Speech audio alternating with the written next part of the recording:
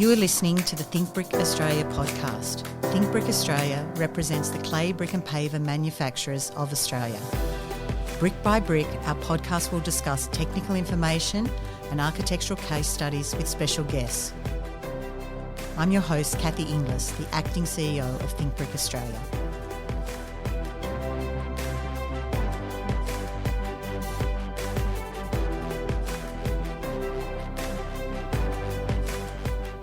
Today I'm joined by Jack Gill, the technical lead at Think Brick Australia, and we're going to talk about paving and specifications for clay pavers. So welcome, Jack. Thanks for having me, Cathy.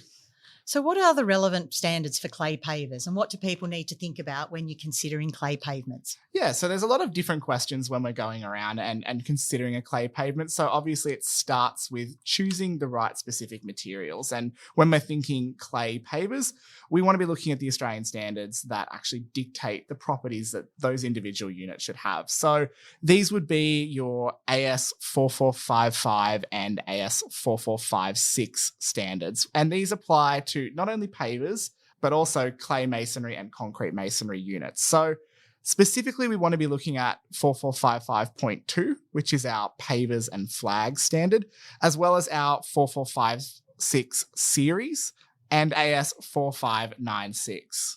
So Jack, the 4452 and 4456 series, these are the manufacturing and testing standards. So these apply to the pavers as they're manufactured and what we test to. Is that correct? That's correct. So these will dictate the different characteristics, including, your breaking load, including your dimensions and other procedures and factors that the units will need to meet if they're used in a given paving application. So that's the manufacturing standard and the testing standards. And AS 4586, what's that one about, Jack? So AS 4586, that details and dictates your slip resistance classification. So if you can imagine a paver, if we're putting it beside a pool or if we're putting it on a roadway where you've got pedestrians walking on it, staircases where there might be obstacles, we need to ensure that people aren't going to slip over and that these surfaces will be safe for pedestrians to use. So there's different slip ratings required depending on what the application of pavers are and how they're used. Yeah, that's correct. So what are the relevant tests for clay pavers then related to the properties themselves? So as per AS 4455.2, so the dimensions of clay pavers is probably one of the first properties that we want to be checking over.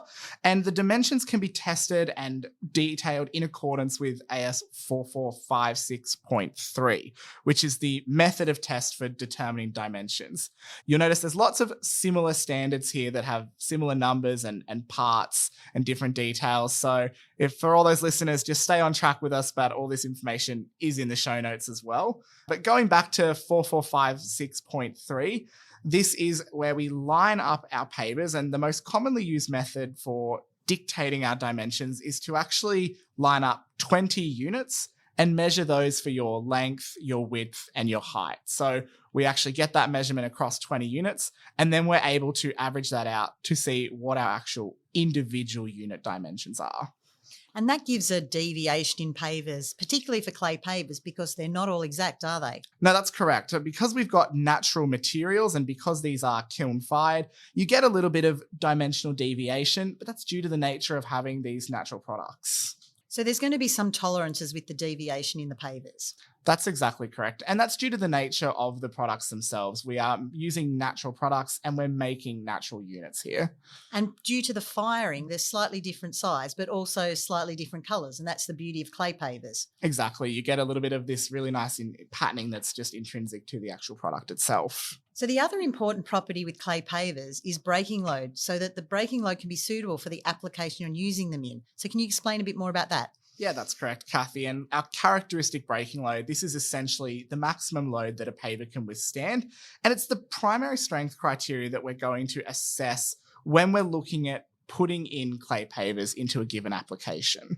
It shouldn't be confused with the compressive strength. This is something we've talked about a little bit on this podcast with regards to walling systems. So your breaking load is going to be that maximum load that's inflicted downward onto your individual paving unit. And if you exceed the breaking load for a specific application, you have the potential for the pavers to crack or break if you exceed that. That's exactly right. And that's obviously not what we want for our pavement. No. So the other thing that needs to be considered is durability. Yes, definitely. So this is something we've touched on in different podcasts here at Think Brick Australia, but the beauty of clay products is that they have that exceptional durability. So they are resistant to salt attack and they're resistant to different wear and tear. So if you're putting down a clay paving product, you're likely to have something that's going to be resilient and last the test of time.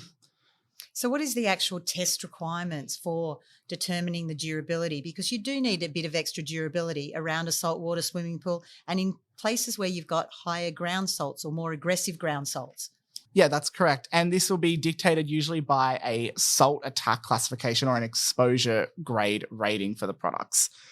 Perfect. So what are some of the recommended specifications for clay pavers? So specifications are greatly influenced by the level of traffic or movement that you're going to get across your pavement. And it's dictated by how your pavement's actually going to be accessed once it's been laid. So if you can imagine the traffic movement or the load that's given from someone walking across the pavement varies greatly from having a vehicle or a truck driving down your pavement. So generally speaking, in our AS4455 series, it gives minimum paver thicknesses for different applications. And this goes back to what you were saying before, Cathy, about ensuring that our pavers don't snap as a car is driving over them. So the thicker pavers have slightly better braking load. So when you've got vehicle movements or vehicles on them, you need that increased braking load. So those will be thicker pavers with higher braking load requirements. Yes, those would be those ones. And generally speaking, a 60 mil or sometimes even a 76 mil, almost comparable to a standard brick size, those might be used for those heavier trafficked applications. Excellent. Well, that makes sense. And the other thing is that the standards actually cover both pavers and flags. So what's a flag, Jack? That's a great question. So this goes down to the actual dimensions that we were talking about before and the size of our unit. So we have what we in the industry generally refer to as pavers or small format pavers. And then conversely, we have flags. And these flags are individual units that have a size larger than 0.08 meters squared. And the other thing with pavers is very important is the base they're laid on, because the base is critically important in determining the properties and the longevity of your pavement. So you can have flexible pavements where the sand joints between the pavers, or you can have rigid pavements. So tell us a bit about the base course and the specifications for these. Yes, definitely. So depending on, again, going back to those different vehicle or traffic loadings that our pavement is going to be subjected to, this is actually going to dictate the material thickness below our pavers. So if you think of it almost a little bit like a trifle, the pavers are actually sort of your top layer. And then if you actually cut into a cross section, you'll actually have what you're laying the pavers on top of. So Cathy, you mentioned you might have a sand or you might have a mortar course there. And then underneath that layer that you're laying the pavers on, you'll have what's known as a base course. And this is where our pavement actually gets its strength from. And this is where engineering design might actually come into play when you're looking at specifying your clay pavement. So different base course materials include some things like our gravel and granular base courses. However, you might actually opt to lay your clay pavers on top of an existing concrete pavement, and this may form your base course in this certain example. So there's a few different materials, and depending on what we're laying our pavers on top of, this will dictate how thick our overall pavement is going to be so that we're not going to get a failure from a car or from someone using the pavement. And I think that's good to note that there's a wide range of ways you can install clay pavers, and depending on the application, you need to pick the most suitable paver and the most suitable sub-base to perform to the application required. Yeah, definitely. There's a great deal of versatility. And the fantastic thing about clay pavers and clay products is that all of our manufacturers that we represent here at Think Brick make and manufacture a really great range of different products, different colors, different finishes. So depending on the look that you're actually after for that top layer that you're eventually going to see when the pavement is complete, you can actually go and access a range of different variations here to get the exact look that you're after.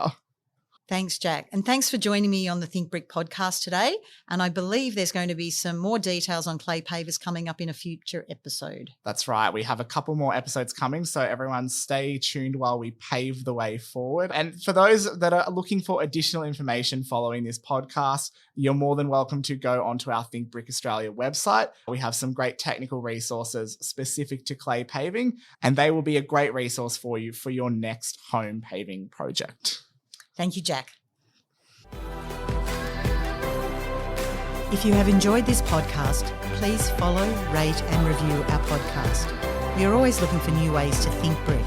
If you have an idea of what you'd like to hear about, there's a link in our show notes to let us know.